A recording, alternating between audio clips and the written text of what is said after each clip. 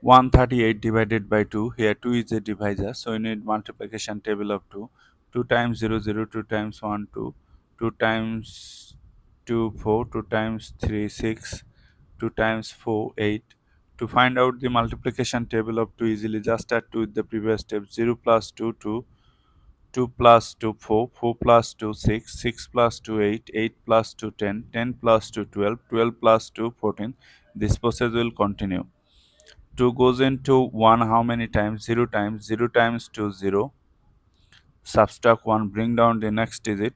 2 goes into 13 how many times? 7 times 14, which is greater, so 6 times.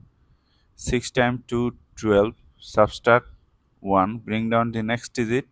2 goes into 18 how many times? 2 goes into 18 9 times.